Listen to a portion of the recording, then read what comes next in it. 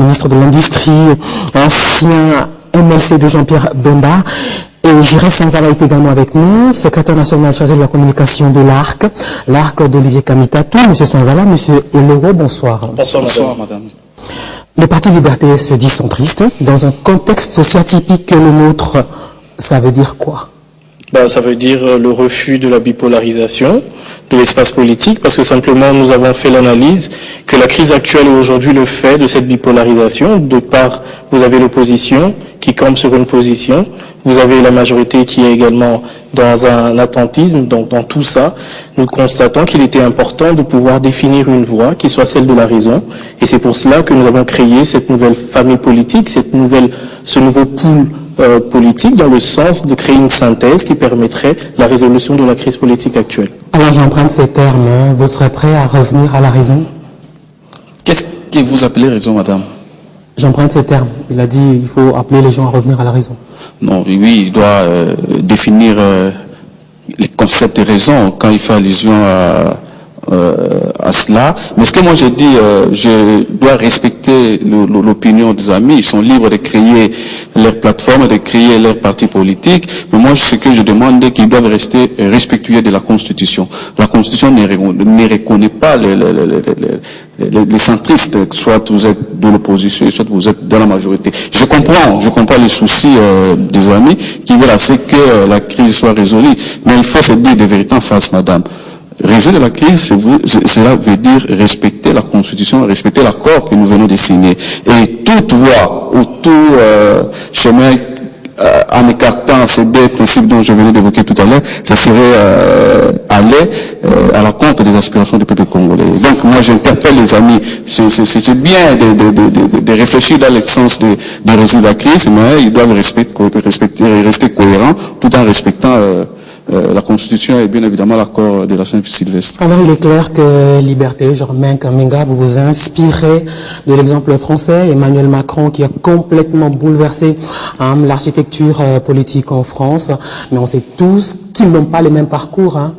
Madame, nous ne sommes même pas encore dans une visée électoraliste. Nous ne sommes pas malheureusement dans cette prétention-là. Nous nous inscrivons dans un contexte qui est local. C'est celui qui, nous avons en face de nous une crise. Nous avons des belligérants à cette crise. Nous avons des personnes qui ont l'impression que le Congo est un don qui leur a été fait, donc ils ont de droit la responsabilité de nous engager sur le mur que chacun voit. Nous disons que face à ça, nous disons non.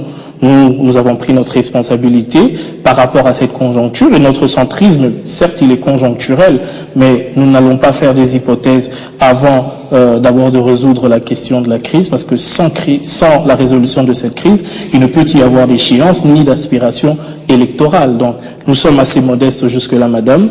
Nous sommes à l'essentiel. L'essentiel pour nous, c'est de voir dans quelle mesure nous allons contribuer. Monsieur l'a dit tout à l'heure, le centrisme n'est pas reconnu dans la Constitution. Nous sommes d'abord aussi une plateforme qui regroupe plusieurs partis. Aucune loi de la République nous interdit de réfléchir, d'agir et de proposer. C'est ce que nous allons faire en toute responsabilité, en toute rationalité aussi. Et vous verrez les synthèses de notre action très prochainement. On vous dit proche de la majorité. C'est ça la difficulté du centrisme, madame, c'est que nous avons le discours qui dérange. Et ce discours dérange parce que nous arrivons à dire la vérité, et cette vérité à la fois contre la majorité présidentielle, mais aussi contre l'opposition. Donc il est normal que chacun essaie de tirer le drap de son côté lorsque nos propos s'alignent sur des intérêts ou sur un autre.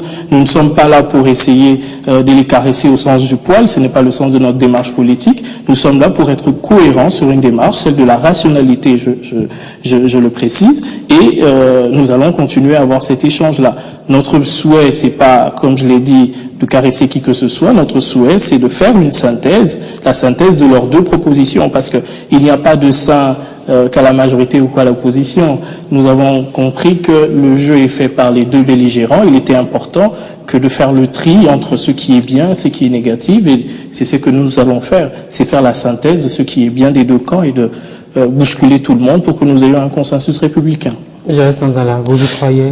Absolument pas, madame. Il venait de dire qu'ils ont des vérités qui dérangent. Je voudrais les rassurer qu'il n'y a aucune vérité qui dérange, cher ami. Il n'y en a pas. Vous venez de parler du modèle Emmanuel Macron. Je voudrais aussi vous dire que M. Kambinga n'a pas les gabarits. On ne peut pas faire une comparaison de ces deux personnalités. Il était député. il avait initié quelque chose de très important sur la prévarication dans les secteurs miniers, et la rencontre avec le ministre des Mines avait tout chamboulé. Si vous voulez, on peut en parler. Mais parlons de la vérité dont il a dit. Quelle est cette vérité? La vérité, c'est de dire à Joseph Kabila que, monsieur, vous êtes à la fin de votre deuxième et dernier mandat et vous devez libérer les pays. La vérité est qu'il faut lui dire clairement qu'il a confisqué le processus électoral, il a confisqué les élections, il a caporalisé la CENI. Voilà des vérités. Vous voulez tout simplement mijoter quelque chose qui va certainement vous amener au gouvernement, dont vous avez fait piètre figure aussi. C'est ça des choses qu'on veut discuter. Vous voulez discuter des élections, nous sommes prêts, mais il y a un accord. Vous proposez quelque chose de transition des 18 mois. Vous ignorez alors la Constitution. Rappelez-vous, cher ami, en décembre, il y a eu des morts. En septembre, il y a eu des morts. Il y a eu des morts tout simplement parce qu'il n'y avait pas eu des élections. Et réfléchissons dans ce sens. Si vous voulez une transition qui va vous permettre d'entrer au gouvernement, je suis désolé, vous êtes Congolais autant que moi, entrer au gouvernement, c'est votre droit le plus légitime. Mais il faut appliquer l'accord. Nous voulons des élections. Amenez-nous des résolutions qui cadrent avec l'accord. Ça sera bienvenu. Par exemple, madame, pour terminer. On réfléchit, par exemple, de cette manière ici. Nous avons un accord qui fixe l'organisation des élections en décembre. Alors, il y a une vérité. Quelle est cette vérité? Que dans l'espace kassaïen, il n'y a pas eu d'élection à cause du phénomène Kamena Sapou. Quelqu'un qui peut dire... Il n'y a pas eu enrôlement. Il n'y a pas eu enrôlement dans suite au phénomène Kamena Sapou. La CENI a annoncé que c'est pour bientôt. C'est pour bientôt. Ça a dérangé un peu parce que Nang avait dit qu'en tout cas, fin septembre, il y aura la constitution du fichier électoral. Ce phénomène-là essaie un peu de bouleverser son calendrier. Alors quelqu'un peut nous dire que est-ce qu'il ne faut pas isoler l'élection présidentielle, parce que l'élection présidentielle ne demande pas la loi portant répartition des sièges. Donc on n'a qu'une seule conscription qui est le territoire national, et dès qu'on a les fichiers, on prend 2 ou 3 mois pour enrôler, je crois 2 mois pour enrôler nos compatriotes kassaïens, et après on organise l'élection présidentielle. Parce que, madame, cette élection, c'est l'unique élection qui a son calendrier coulé dans la Constitution. Voilà quelqu'un qui peut réfléchir comme ça, mais nous amener dans des chemins qui s'oppose à l'esprit de l'accord, qui s'oppose à la Constitution. Vous préparez, vous proposez une transition, cette transition ne va nous mener à rien. À la fin, il y aura toujours quelqu'un qui va chercher à rallonger, à repousser les choses. Même quand vous envisagez, comme Félix Tshisekedi sur RFI il y a une semaine environ, le découplage de la présidentielle des élections législatives, il faut une transition pour le faire. Ça ne sera pas tout de suite en décembre. Madame, Félix Tshisekedi a parlé d'une transition de 6 mois en disant qu'il y a un obstacle. L'obstacle maintenant concernant l'organisation de l'élection, c'est M. Joseph Kabila. Il ne veut pas, c'est lui l'obstacle. Donc comme lui ne veut pas, Félix Tshisekedi dit en tant qu'artère politique majeur, il dit qu'il y aura une transition sans lui, parce que c'est lui l'obstacle. Dans ce cadre-là qu'il souhaite. Il parlait d'une transition de 6 mois. Et en dehors de ça, moi je me dis, il y a toujours une possibilité d'avoir des élections à la fin de cette année en isolant l'élection présidentielle. Parce que dès qu'on a les fichiers électoraux, et l'élection présidentielle ne nécessite pas la loi portant répartition des sièges, ne nécessite pas, je sais pas moi, impression de beaucoup de bulletins. Et donc on aura, je crois, 2 ou 3 candidats ou 5, et puis on peut même imprimer des bulletins ici. C'est ce que j'ai dit, de telles réflexions peuvent rencontrer les aspirations. C'est un dialogue de sourds entre vous et les opposants. Non, nous comprenons, madame. Vous savez, nous ne faisons pas dans la langue de bois. Nous sommes assez cohérents avec nous-mêmes. C'est vrai que monsieur tout à l'heure a brossé plusieurs éléments. Je vais essayer d'y répondre. Par souci de cohérence, par souci de vérité aussi, parce qu'on en a évoqué. D'abord, la première, lorsqu'il a parlé de M. Kambinga, M. Kambinga ne se compare à personne. Il n'a pas la prétention d'être quelqu'un d'autre, si ce n'est que le fils de son père et de sa mère. Donc, il a au moins l'humilité de faire le parcours politique que lui-même a décidé, et je pense qu'en tant que jeune, il est vraiment en train de réussir, et j'espère que la modestie de nos amis de l'ARC pourrait au moins reconnaître ce parcours-là. Il a été au gouvernement, il a travaillé. Nous avons l'habitude de ce genre d'attaque. Nous savons qu'il est très difficile dans l'espace congolais de pouvoir avoir des gens qui ont la bonne foi de reconnaître le mérite des autres, surtout lorsque ça vient d'un membre d'un parti de M. Kamitatou, qui a été un des plus bel exemple des tergiversations politiques, des changements incroyables de poules de politique. On l'a vu au MLC, et puis finalement, il est allé chez M. Kabila, devenant un des plus beaux chantres, et puis un jour, le Saint-Esprit l'a touché, il est devenu fidèle au respect de la Constitution, jusqu'à ce qu'il est allé rallier M. Katumbi, et aujourd'hui, il est porte-parole de M. Katumbi, et aujourd'hui, l'ARC est parmi les partis qui sont caporalisé par la Germain Kambinga, calé de changement en changement. Madame, nous n'avons pas honte de cela. Monsieur Kambinga a été au MLC, il a été à la suite des concertations ministre, il a été nommé par ordonnance du chef de l'État. Après, par la suite, Monsieur Kambinga a créé le Parti Liberté. Vous savez, pour parler que si on devait aller sur les comparatifs, Monsieur Kambinga face à Monsieur Kamitatou, excusez-moi, mais il peut aisément se considérer comme étant un puceau, parce que quand même, il faut en dire que les aînés sont vraiment les preuves qu'ils ont des capacités inouïes d'adaptation selon les régimes, selon les circonstances, selon les conjonctures politiques. Alors ce Parti Liberté qu'il a créé parce qu'il s'est rendu compte que après la mise en place du gouvernement, il n'a pas été retenu ministre, tout simplement parce que bon, il ne représentait rien, n'ayant pas de parti politique. Non, madame, c'est encore une lecture biaisée. C'est ça la vérité. Mais malheureusement, parlons de vérité, c'est la vérité à la congolaise. On cherche toujours à créer les démons un peu partout. Monsieur Kambinga est un Congolais, il a le droit de créer son parti politique. Les Congolais ont le droit d'adhérer au parti politique auquel ils y croient. Donc je pense qu'il est dans une démarche cohérente. Dire qu'il a créé parce qu'il ne se retrouvait pas au gouvernement, il est député national. Et je pense qu'il est quand même assez aisé de dire, bon, il faut faire vivre ses convictions. Lorsque vous avez, parce qu'il faut dire qu'il a été exclu du MLC, il n'allait pas tourner les pouces, il n'allait pas rester chez lui à la maison, il a eu le courage de proposer. Le Parti Liberté est un bel exemple de ce courage-là. Et aujourd'hui, madame, nous devons au moins, sans fausse modestie, dire que cette idée a rencontré l'aspiration d'un grand nombre de Congolais. Et aujourd'hui, nous poussons une dynamique, celle du centre, et notre débat et notre discours a du sens. Alors, on va dans le vif du sujet par rapport à l'organisation de ces élections. Vous êtes dans une transition de 18 mois comme schéma et Félix Tshisekedi, tout le rassemblement avec l'ARC représenté ici par Giresse Sanzala compris, c'est 6 mois au bout du compte. Vous êtes même dans cette proposition selon laquelle il faut d'autres négociations sous l'auspice des évêques encore, proposition à laquelle ils disent non. On a suivi Félix Tshisekedi lors de sa conférence de presse hier. Oui, ils disent non, mais nous sommes au moins, vous l'avez dit tout à l'heure, que on a entendu le président Tshisekedi dire qu'il était d'accord sur l'idée d'une transition sans M. Kabila. Il a dit cela devrait permettre l'organisation des élections. Tout à l'heure, on l'a également entendu pour dire que oui, l'obstacle majeur, c'est M. Kabila.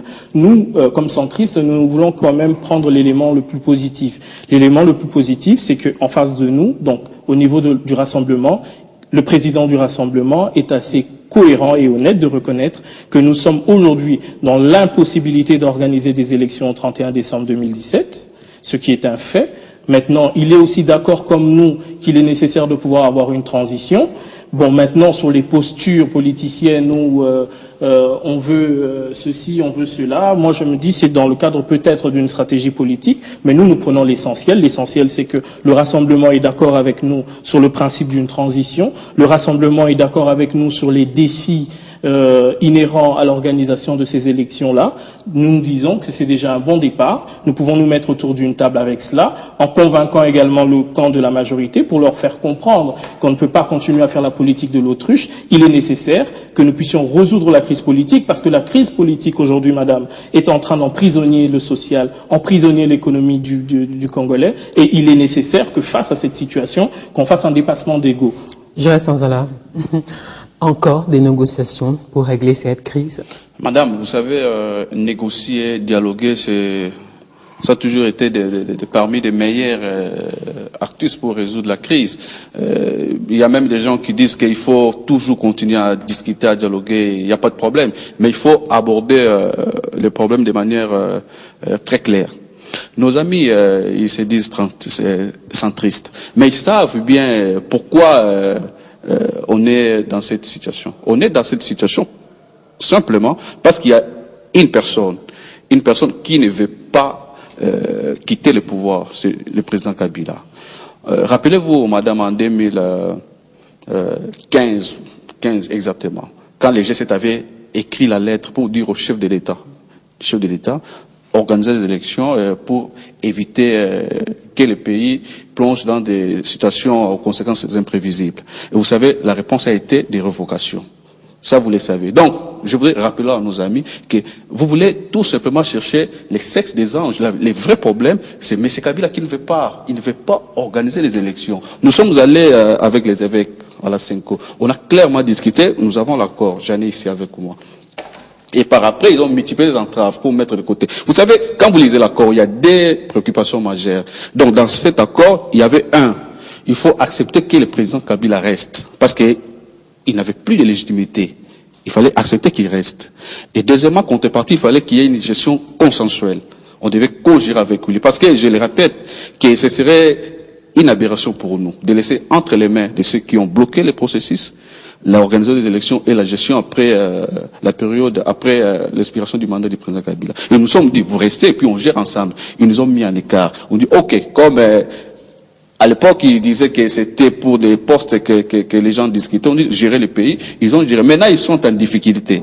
Ils sont en difficulté. Nous disons, respectons tout simplement l'accord. Je suis d'accord avec lui quand il dit, il peut y avoir des actus pour qu'ils puissent faire reporter les élections. Nous sommes dans un monde où il y a des aléas aussi, mais il faut agir sur base de bonne foi. Nos amis d'affaires ne sont pas animés de bonne foi. La preuve en est que nous venons des discussions de la SECO et par après ils ont tourné Kazakh.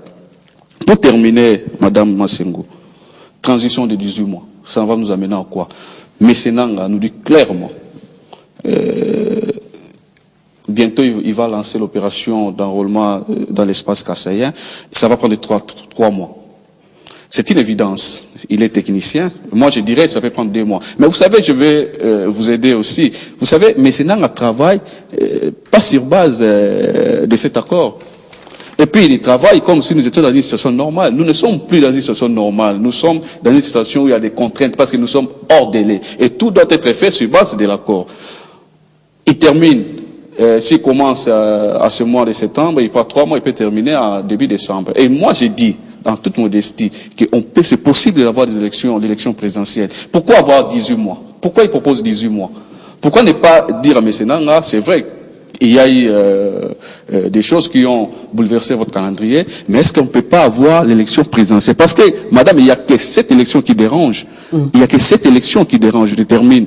Si aujourd'hui on organise l'élection présidentielle, en tout cas, la tension politique baisse. Parce qu'il n'y a personne. Il n'y a personne qui dérange les sénateurs qui sont là il y a 10 ans. Il n'y a personne qui dérange les députés qui sont là. Ils ont dépassé leur mandat. Il y a l'élection présidentielle parce que c'est une élection qui a son calendrier coulé dans la Constitution. Organiser la présidentielle serait une panacée? Non, madame, c'est incohérent de dire ça et c'est irresponsable de dire ça. Pourquoi? Parce que tout simplement, nous sommes dans un régime semi-présidentiel, madame. Le président de la République n'agit pas seul, il agit avec un gouvernement. Ce gouvernement est issu d'une majorité et cette majorité, elle est à l'Assemblée nationale. Comment est-ce qu'on peut aujourd'hui prévoir ou même réfléchir ou même être sérieux en disant que nous voulons avoir l'élection du président de la République rapidement parce que cela résoudrait la crise? Bon, le président, on l'élu. Après, c'est quoi la prochaine étape? On attend 6 mois, 7 ans, ou je sais pas, 7 mois, 18 mois pour avoir une assemblée et puis avoir un gouvernement. Pendant ce temps, le président de la République, il fait quoi, madame? Il s'assoit sur son bureau, il est en train de jouer au Scrabble. Il faut être sérieux. Les Congolais ne sont plus à ce niveau d'immaturité de gober tout ce qu'on est en train de vouloir leur faire croire. Nous avons besoin d'être sérieux dans nos responsabilités comme hommes politiques. Et ce sérieux doit nous poser comme responsabilité d'engager des propos et d'engager des propositions auxquelles nous-mêmes nous croyons. Je suis sûr que M. Giresse, qui est à côté de moi ici, est lui-même convaincu qu'il est ahurissant de demander à ce que nous puissions avoir des élections que du président de la République, disant que c'est la seule élection à problème. Non, il y a l'élection des députés provinciaux. Vous l'avez dit vous-même, ça fait près de 10 ans que nous allons d'illégitimité en illégitimité. Nous avons des gouverneurs qui sont aujourd'hui élus par des assemblées qui datent de 10 ans. Nous avons aujourd'hui un Sénat qui a carrément 2 mandats. Aujourd'hui, il va aller à son 3e mandat. Nous avons un problème. L'État est bloqué parce que simplement il y a le renouvellement au niveau des différentes chambres qui ne sont pas faites. La démocratie est malade. Donc il ne faut pas aujourd'hui faire une analyse partisane, quitte à biaiser tout le processus. Nous disons, nous voulons aujourd'hui accorder les violons à la fois au niveau de la majorité et de l'opposition sur la pertinence de pouvoir réfléchir. Nous avons proposé 18 mois parce que nous savons que cela serait aujourd'hui assez possible de discuter sur une échéance qui permettrait à la CENI d'organiser aisément ces élections. Si on nous dit que le problème c'est notre durée, la durée que nous proposons, alors asseyons-nous sur une table, parce que c'est pas par biais de communiqué ni par conférence de presse que nous allons trouver un compromis. Il faudra au final se mettre autour d'une table et réfléchir sur toutes ces questions. Et c'est ça le rôle du centre, madame. C'est ça le rôle rationnel que nous avons. C'est d'essayer de demander aux uns et aux autres de taire leurs égos, de se mettre autour d'une table et que nous puissions passer en revue toutes les propositions que nous avions faites pour nous permettre réellement d'être cohérents.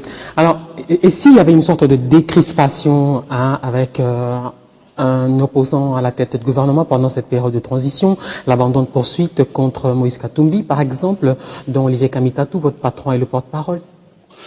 Madame, la République ne se dirige pas sur base des humeurs. Mais c'est Katumbi, c'est un Congolais comme vous et moi. Tout ne doit pas être fait sur base d'un seul individu. Pensez aux Congolais qui aujourd'hui ont perdu leur pouvoir d'achat. Pensez aux Congolais qui n'ont plus les moyens de faire étudier leurs enfants. Pensez aux Congolais à l'Est, précisément à Beni, qui dorment sans l'espoir de se réveiller demain matin. Bon, il faut une alternance, il faut un nouveau offre politique. Chers amis centristes, le vrai problème c'est la bonne foi de la majorité présidentielle. On a eu cet accord. On a eu cet accord avec eux, on a discuté, on a passé des heures et des heures. Le vrai problème, c'est la bonne foi. Ils ne sont pas animés de bonne foi. On peut vous accorder cette transition de 18 mois. Mais au finish, il y aura toujours des entraves parce que le vrai problème, je le répète, ils ne veulent pas des élections. Alors, ce qu'il y a, c'est que chaque camp campe sur ses positions. Et Félix Tshisekedi hier a été très incisif, l'heure est plus que grave, notre patience a atteint ses limites, nous n'allons plus accepter aucune autre négociation avec le régime, Kabila doit partir. Je le cite, hier il était en conférence de presse après son retour à Kinshasa dans une atmosphère tendue comme tout le monde le sait. Alors la question c'est celle-ci, que faire pour s'en sortir? Visiblement, vous êtes contre un troisième dialogue et vous voulez maintenir la pression. La pression, c'est les manifestations de rue. La pression, ce sont les sanctions de l'Union européenne et des États-Unis d'Amérique qui, bon, à tout porte à croire, qui n'apportent pas de grands changements au niveau des sautes parce que ils disent aussi là-bas Kabila ou rien. Madame, la solution viendra de l'application de l'accord de bonne foi. Et cet accord, c'est un document qui n'est pas parfait. D'ailleurs, moi, je décèle beaucoup d'incohérences. Mais cet accord va certainement nous aider à sortir de la crise. Donc, il faut l'appliquer de bonne foi. C'est-à-dire? L'accord, c'est-à-dire, il faut l'appliquer de bonne foi. C'est-à-dire, il faut revenir dans l'accord. Que dit l'accord? Un exemple. Très bien. L'accord dit, d'abord, il faudrait que le Premier ministre soit issu du rassemblement. Alors, à ce stade, si jamais vous présentez un candidat Premier ministre. Laissez-moi vous aider, madame. Laissez-moi vous aider. Je vous dis déjà que ce n'est pas une question des individus, parce qu'on dit souvent on discute sur base de personnalités. Non, non. J'ai dit, il faut un Premier ministre. C'est vous qui avez évoqué cet aspect. Ici, non, oui, je corrige. Il faut un Premier ministre qui soit issu du rassemblement. On va présenter un Premier ministre du rassemblement, et deuxièmement, il faudrait qu'il y ait disons le président du CENSA, celui qui va diriger la structure là qui a mission du contrôle de cette petite période. Après, la crise sera résolue. Président du Conseil des sages. Oui, on a un Premier ministre issu du rassemblement, on a un président du CENSA issu bien entendu du rassemblement, et en ce moment-là, on va discuter. On aura le gouvernement qui sera représenté par le Premier ministre issu du rassemblement, on aura le président de la CENI, et puis on aura le président du CESA, ils vont diriger. Il y a des évidences. Un nouveau président de la CENI? Non, Nanga est là. Ah d'accord. Nanga est là. Je pensais que vous pensiez à une... Non, on ne fait pas table rase. Nanga est là. Madame, en ce moment-là, Parce que je dis que je ne fais pas, je n'ignore pas les difficultés auxquelles le pays est confronté. Je venais de vous dire que dans l'espace Kassaya, il y a eu des problèmes. Ces problèmes ont perturbé le calendrier de Messenanga. Et donc, il faut, il faudra nous ajouter quelques mois, alors il faudrait qu'on se mette. Disons pas qu'on se mette, il faudrait que comme dit l'accord, le CENSA, le CENI, et puis le gouvernement. Je précise que ce gouvernement doit être dirigé par un premier ministre issu du Rassemblement, et le CENSA, par le CENSA. Qui a le profil, hein? Bien entendu. On va vous présenter quelqu'un qui a le profil. Qui? Bon, il faudra qu'on revienne là-dessus, et puis pas forcément Félix Tshisekedi. Si c'est lui, il sera présenté. Si quelqu'un d'autre, eh bien, on vous présentera quelqu'un qui sera à la hauteur. D'accord. Alors, vous... Pas celui qui promet, et puis il se rebuffe. D'accord. Je pense que je suis heureux parce que, au moins, vous avez l'exclusivité de l'information. Nous sommes d'accord avec le Rassemblement sur la nécessité de revoir cet accord autour d'une table. Ça, c'est un fait. Le deuxième fait, c'est quoi? C'est que nous, mon parti a fait des propositions. Ces propositions sont allées dans notre sens de ce que nous avons appelé l'équilibre républicain. Et cet équilibre républicain passe par, madame, le maintien du président Kabila à la tête de l'État, comme président de la République. Nous avions demandé, et même nommément cité M. Félix Tshisekedi comme Premier ministre. Nous avions demandé en son temps, d'ailleurs, que pour que cet équilibre ait son sens, il faudrait également intégrer M.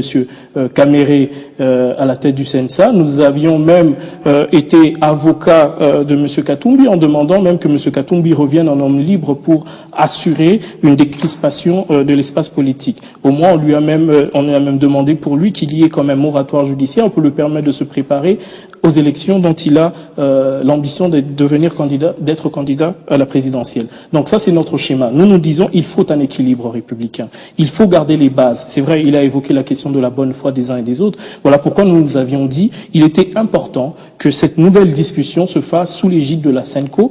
Vous avez le document là, parce que la SENCO s'inscrit dans une liturgie politique où elle a eu à jouer un rôle prépondérant, où elle a joué un rôle qui aujourd'hui a été jugé de grande qualité, parce que ça nous a évité le chaos de l'année dernière.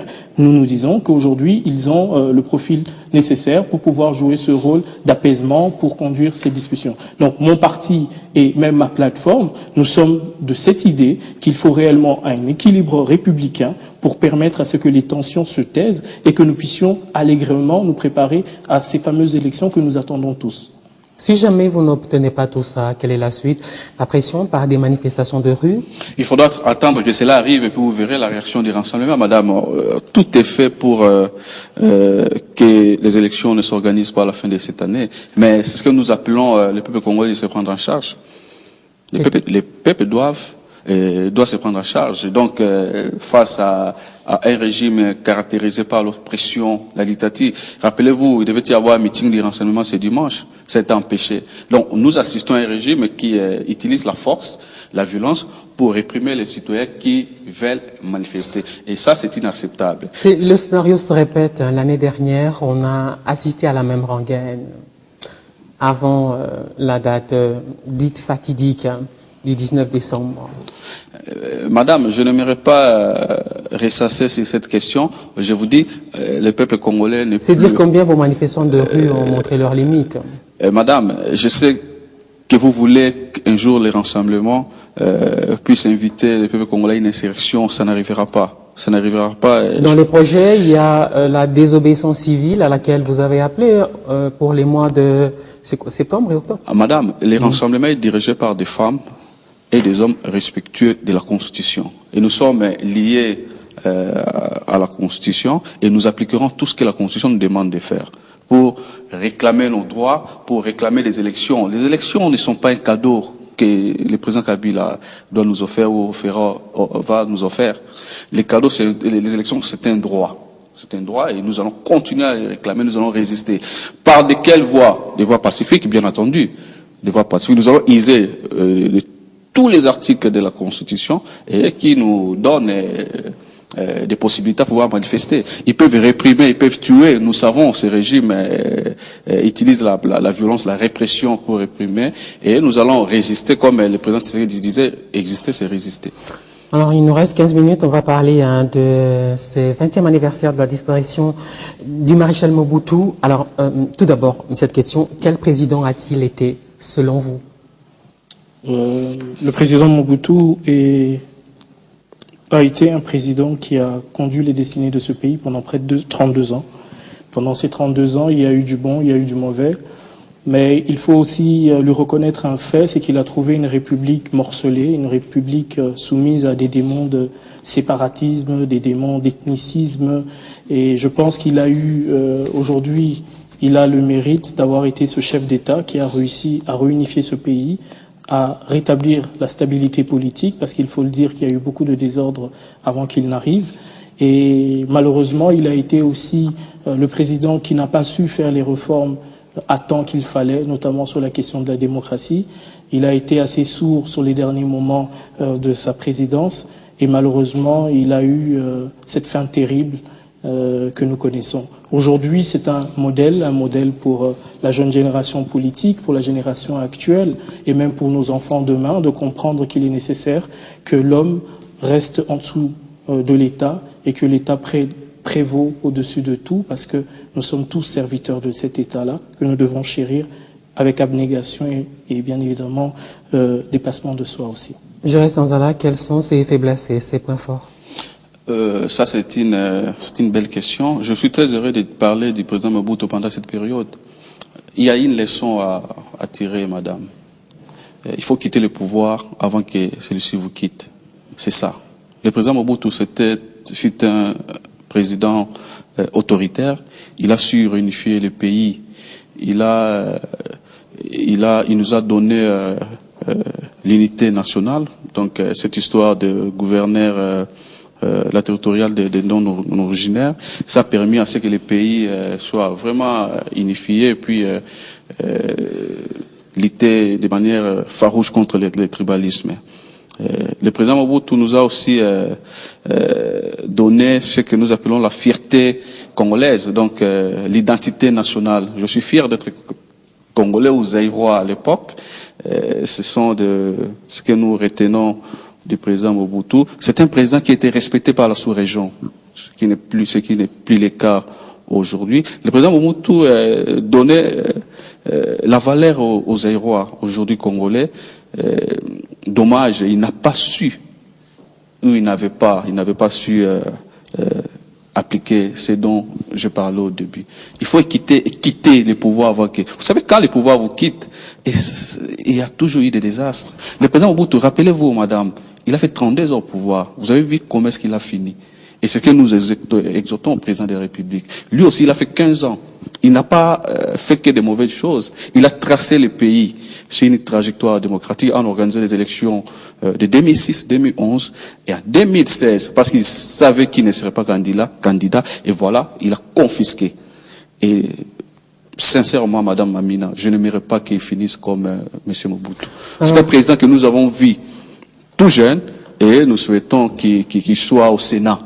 Qu'il soit au Sénat, à tout moment qu'il y a des problèmes, on peut toujours faire recourir à lui, parce qu'il sait beaucoup de choses, surtout concernant la sous-région de Grand Lac, parce qu'il est président au moment où le pays a subi beaucoup de rébellions et consorts. Donc c'est ce que nous exhortons encore une fois au président de la République. En tout cas, s'il peut se rappeler de cette phrase. Il n'y a pas, vous l'avez dit et répété. Hein. Voilà, c'est important, madame. Il n'y a pas de mémorial au notre Mobutu au pays, à ma connaissance, pas de commémoration officielle à la date de sa disparition. Ses restes se trouvent toujours à Rabat au Maroc et pendant longtemps on a parlé de rapatriement de ses restes ici au pays pour l'inhumation et c'était un souhait de la famille. On ne sait pas où on est le processus ou les discussions avec les autorités publiques. Ben, c'est tout simplement parce que il a été frappé d'un bannissement d'esprit qui malheureusement occulte, comme il a dit lui-même, les hauts faits. Et moi, je voudrais ici rappeler quelque chose, c'est que on nous a vendu, moi déjà très jeune, on nous a vendu que le mal zaïrois, c'était M. Mobutu. On a accentué la pression sur la personne, on l'a traité de tous les noms, on a dit que c'était le diable, et ainsi de suite. Donc il portait à lui seul tous les problèmes de ce pays, et que son départ était la solution imminente qui permettrait aux Zaïres de sortir du gouffre. Madame, ça fait 20 ans que M. Mobutu est parti, et aujourd'hui, les hommes ont changé, mais les hommes politiques, certains ont su s'adapter, ils sont restés jusqu'à aujourd'hui. Mais le mal, aujourd'hui, a changé de nom, il s'appelle Kabila. Donc nous sommes dans une répétition constante de l'histoire où, selon les intérêts des uns et des autres, on essaye de tirer. C'est cette diabolisation-là qui fait qu'on oublie de rendre le mérite qu'il faut à M. Mobutu pour le travail qu'il a fait. L'histoire l'a jugé, l'histoire continuera de le juger. Mais il est important que ce devoir de mémoire soit fait, qu'on honore cet homme pour les hauts faits qu'il a rendus à ce pays. Et j'espère que la classe politique que nous sommes arrivera aujourd'hui à tirer les leçons pour nous tous de ce qui a été positif, de ce qui a été négatif. Et nous plaidons pour que son corps revienne et qu'il reçoive les honneurs dignes à sa personne et au travail incroyable qu'il a rendu pour ce pays. Alors sur les réseaux sociaux, hein, chacun y est allé de son commentaire à l'occasion de ses 20 ans. Il a hérité d'un pays émergent en 1965 et il en fait un pays pauvre très endetté en 1997. Qu'est-ce qui est fait pour éviter les erreurs du mobutisme? À l'époque de Mobutu, c'était mieux. Hein, c'est une phrase qu'on entend très souvent. On entend également l'antipode du genre alors, toutes les misères que nous connaissons aujourd'hui, c'est dû à ce que Mobutu avait fait. Chacun a son analyse et sa perception à ce sujet. On va passer à l'avant-dernière thématique de cette émission. Les Léopards, hier au stade des Martyrs. Grosse déception, véritable faux pas. Et ce matin, c'est tout le pays qui avait une sorte de gueule de bois. Alors, vous avez réagi comment après le match d'hier? Bon, c'était une déception, mais hélas, c'est le football. Quand on joue à un match de football, il faut s'attendre à une victoire, à un match nul ou un échec. Et donc, au début, c'était bien, et puis par la suite, la sortie de Chancel Mbemba et puis le coach Ibenge n'avait pas pu opérer ces changements. Et là, je crois que si le pays veut bien les garder, il faut qu'on mette aussi des moyens pour... Il doit suivre une petite formation. Comment faire des changements. De ce côté, il boite un tout petit peu. Il boite, en tout cas, sincèrement, il boite. Je crois qu'il a reconnu. Il faut, s'il faut une formation pour lui, il faut le faire. Nous sommes dans une perpétuelle formation, mais c'était bien, les Léopards ont donné le meilleur d'eux-mêmes. Tout n'est pas encore perdu. Hein. Bon, vous savez, nous disons souvent, nous passons sur base des calculs, mais à ce stade, ça s'avère très difficile. C'est vrai que la perspective s'éloigne, mais bon, on verra ce que va donner la suite. Tony Elo, après le match hier. Grosse déception, c'est clair. Je pense qu'on attendait plus. On a eu ce résultat-là. Je veux dire bravo aux Léopards, bravo aux sélectionneurs Ibenge. Le travail, ils ont donné le meilleur d'eux-mêmes. Il y a eu des erreurs tactiques. Ben voilà, le football parfois c'est injuste. On a vibré pendant 59 minutes à l'espoir d'être au mondial directement. Il y a eu cette déception, mais ça fait 80 millions de personnes qui sont déçues. C'est vrai, après la déception, on va quand même leur jeter des lauriers parce qu'ils le méritent. Ils ont fait jusque-là un parcours très étonnant. Nous avons aujourd'hui la deuxième équipe d'Afrique. Nous sommes aujourd'hui dans le classement de la FIFA au niveau mondial. Il faut reconnaître ses bienfaits. Il faut reconnaître le travail exceptionnel qu'a fait Monsieur Ibenge et toute l'équipe de la FECOFA derrière. Et je me dis que il y a certes des changements, il y a beaucoup de choses à faire, mais bon, on est encore au niveau de la déception. Vous savez, la déception est mauvaise conseillère. Hein. On risque de prendre des décisions hâtives et oublier l'essentiel. L'essentiel, c'est d'abord de faire du bon football, d'avoir les moyens pour ça et de supporter notre équipe, parce que nous n'avons que ce pays-là. Kinshasa et ses folles rumeurs, hein. On voit de la politisation partout. Un moment, il y a des gens à la majorité qui ont accusé les opposants de chercher cette défaite des Léopards. Ce sont des subjectivités. Moi, j'ai dit bien Kinshasa et ses folles rumeurs. Oui, moi, je n'accorde pas assez d'importance à ça. Donc, le football, c'est les seuls certains qui mettent tout le monde d'accord. Il y a une dame qui dit, c'est là où on retrouve la cohésion nationale. Et donc, ce sont des rumeurs, comme vous l'avez dit, mais il faut des réformes aussi sur ce secteur-là. Il faut qu'on engage un peu de moyens. Il faut qu'il y ait des préparations sérieuses, sinon on va commencer à galoper à la dernière minute, oui, c'est pas intéressant. Donc, le football, sous d'autres cieux, c'est du business aussi. Hein. Vous allez en Brésil, en Espagne, en Italie. C'est les affaires, c'est les millions. C'est aussi des matchs truqués. Chez nous. C'est aussi des matchs truqués. Bon, la prudence, il faut être vigilant, il faut engager des moyens pour que déceler ces trucages et puis dénoncer. Et donc, moi, je pense qu'il est temps d'engager un peu plus de moyens dans ces secteurs qui mettent tout le monde d'accord. Où on voit la cohésion nationale, lorsqu'il y a un match de léopards, on voit l'opposition, la majorité.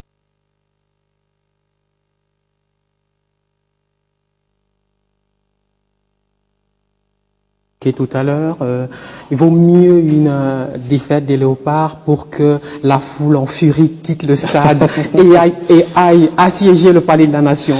Et finit Kabila.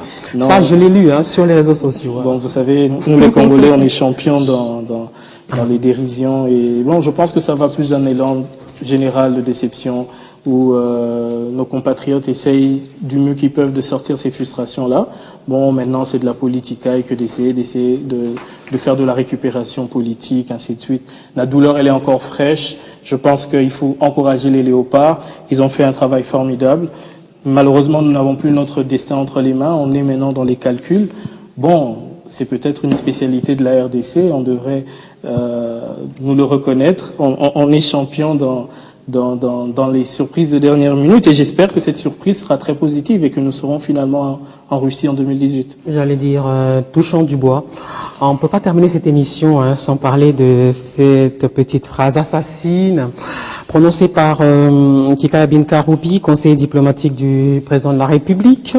La République a des métis, vague de protestation, levée de bouclier, et il a réagi à cette vague de protestation. Il s'excuse, mais il ne regrette pas la phrase parce que il s'attendait à ce que les compatriotes, je le cite, puissent combattre l'ethnicisme, le tribalisme et le communautarisme dans la politique congolaise. Je sais que vous êtes concerné, parce que votre patron, il est métis aussi. Madame, ce sont des propos irresponsables. Surtout quand ça sort d'une personnalité comme M. Kikaya, conseiller et puis ancien ambassadeur. Madame, Kamitato Emeti, il est congolais. Katumbi Emeti, il est congolais. Autant que les fils de Kikaya épousaient une chinoise, j'ai vu sur les réseaux sociaux, autant que les autres. Donc ce n'est pas un problème. Le vrai problème, c'est réfléchir comment tracer, placer les pays sur une trajectoire du développement. C'est ça le problème. Si M. X Emeti, il a des idées. Il a des idées pour faire développer le Congo, c'est pas un problème. Joseph Kabila a dirigé les pays pendant plus de 15 ans, il n'est pas métis, il est congolais, noir, comme nous disons, mais son bilan, il est mitigé. Si Katumbi pourra faire mieux, tant mieux. Ah, comme il a fait au Katanga? Par exemple.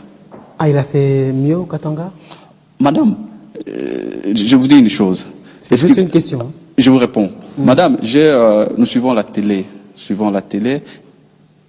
Il y a des magazines dont je n'aimerais pas citer les noms, qui plébiscitaient Katumbi comme le meilleur gouverneur qui applique le mieux la vision du chef de l'État. Ce n'est pas vous. C'était une émission. Nous avons des textes. Je cite Grand Lac Magazine. Grand Lac Magazine de M. Sampengombe. Monsieur Kassamba, le patron de la communication du 5 chantier, il a dit dans sa chaîne.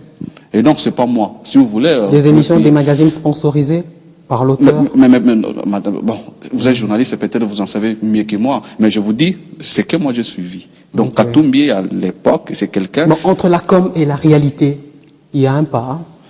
Madame, alors Katanga, on vous dira que Katumbi était plus mieux que ceux qui sont maintenant. D'accord. En quoi faisant? Pardon? En quoi faisant? Bon, il a su multiplier les recettes de la province. Il a su placer, construire des routes, de voies qui puissent relier des différentes villes ou différents territoires. Et donc, Katumbi a un bilan à défendre. Je ne maîtrise pas mieux son bilan, mais rassurez-vous qu'un jour, il vous sera donné l'occasion de discuter sur son bilan. Sincèrement, Katumbi a dirigé de manière sérieuse cette province-là. Sinon, M. Kabila, l'aurait les remplacé parce qu'il a fait plus de 10 ans, près de 10 ans. Oui. Cette petite phrase, la République des Métis. Alors, pour Kikabine Karoubi, à la tête de l'opposition congolaise, se profile des Métis. Alors, pour combattre ces fléaux-là, l'ethnicisme, le tribalisme, le communautarisme, voilà pourquoi il a dit ça. Bon, je comprends, vous comprenez que vous-même que toute l'arc, maintenant, tout le parti est devenu porte-parole de Moïse Katumbi. Mais moi, je voudrais aller dans un autre sens. C'est lequel? C'est qu'il faut éviter l'ostracisme comme étant un mode de gestion de l'État. Il ne faudrait pas que les Congolais soient stigmatisés, qu'ils soient bannis du jeu politique simplement parce qu'ils ont la prétention, une prétention électorale. Il faut éviter cela. Et il faut aussi, et cet ostracisme, nous le voyons à la fois au niveau de la majorité, mais aussi au niveau de l'opposition, du Rassemblement. Nous devons changer de discours. Il ne faut pas stigmatiser. Il faut éviter ça parce que les démons, les vieux démons sont rapides à refaire surface et il faut au maximum éviter de stigmatiser. Je pense que les propos de M. Kikaya sont regrettables et j'ai entendu dire qu'il s'est excusé. J'en suis heureux et j'espère, et ça c'est la position de mon parti et même de notre plateforme, c'est qu'il ne faut plus aujourd'hui aller dans de la stigmatisation, il ne faut plus aujourd'hui priver à des Congolais le soin de pouvoir critiquer et d'agir dans l'espace politique, il faut respecter le droit de tout un chacun, aussi bien au niveau de la majorité, aussi bien au niveau de l'opposition. Merci beaucoup à tous les deux d'être passés dans ce débriefing qui se termine ici. On a débordé, hein. J'irai Sanzal était avec nous, il est secrétaire national de la communication de l'ARC. L'ARC, le parti d'Olivier Kamitotou, Tony Elo, secrétaire général adjoint du parti Liberté de Germain Kambinga. Ce débriefing que vous suivrez en rediffusion à 21h15 sur le Biban local et demain 7h15 sur Canal+. Vendredi également, hein, je ne me trompe pas. On termine par un selfie, vous êtes d'accord? Alors, merci de vous approcher ici. Alors, tout le monde regarde le téléphone? Ouais. Merci. Merci.